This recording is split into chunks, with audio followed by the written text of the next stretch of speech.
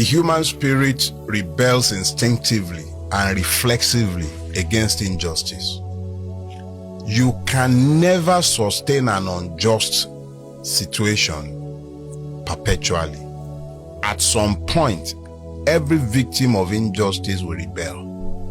When you now have a country of over 200 million people, according to the estimates, because our country is now so useless that we can't even have a census. So estimated figures are what we are using in counting human beings. The way we use estimated billions. For everything. So you have over 200 million Nigerians. And amongst these 200 million Nigerians that you have, in fact, let me just say, whatever is over the 200 million are the ones enjoying. But you have 200 millions who are actually oppressed. Out of that 200 million, you have 130 million who are living below the poverty line. Poverty line is $3 a day. $3 a day is under 5,000 naira. That is the totality of what over 130 million Nigerians are having to survive with. Less than that. So the other ones are those ones that have more than 5,000 naira. So, but 130 million of your 200 million do not have up to 5 naira. Poor people, right? A day. They don't have 5 naira a day for their food, clothing, medication, transportation, housing, because that's the totality of their existence. 5,000 naira. Is that why they worship they their have oppressors? No choice. Yorubas will say that rationality ends where hunger begins. So make them hungry.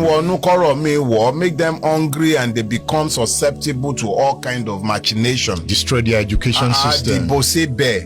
That's the slogan in Ondo State. It began during the reign of an SAN, Dibo Sebe, 5,000 naira per vote. That was what it was in Ondo State, where it started. Stomach infrastructure began in what was the richest province in Western Nigeria, in Ekiti. Ekiti was the richest province in Western Nigeria during the reign of Obafemi Awolowo. But is today that state is one of the most impoverished. It's systemic. Destroy their hospital, let them die. Destroy everything, kill them. We are being ruled by strangers. They are not touched by the afflictions of their people. You have called them foolish warriors. The foolish warriors are usually the ones who begin to fight on behalf of their oppressors.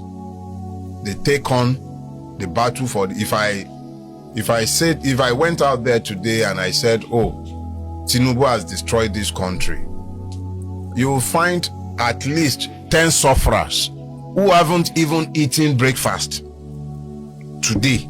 They will come out and fight on his behalf. They love him. They don't. So why do they fight for him? They have no love for themselves. They've lost their minds. They are self-hating. You said we the foolish warriors. But that's what we are, aren't we?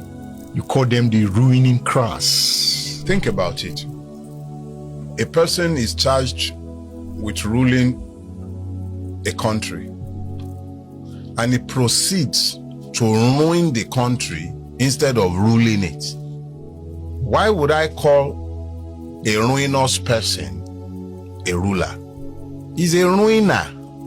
So instead of a ruling class, you have a ruining class. They ruin.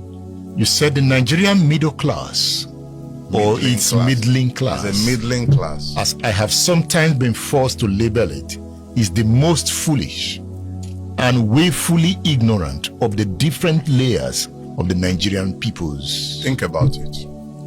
In every other country of the world, the middle class is the engine room for development.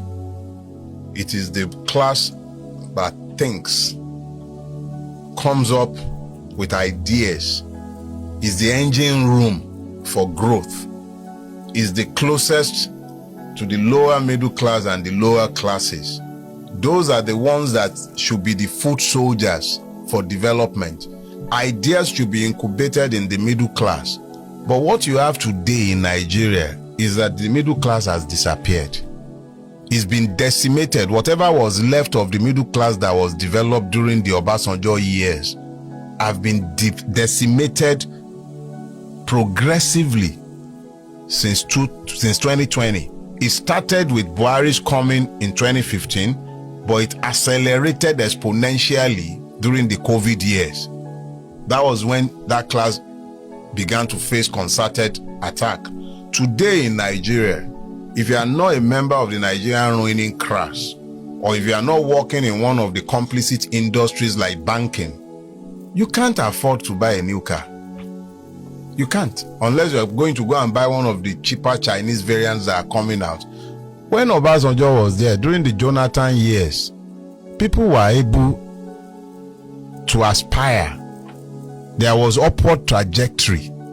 People were migrating class-wise because opportunities existed. Buhari came, and the first thing that happened was that it was almost like wealth was criminalized. If you had money and you didn't belong to the ruining class, you were a thief.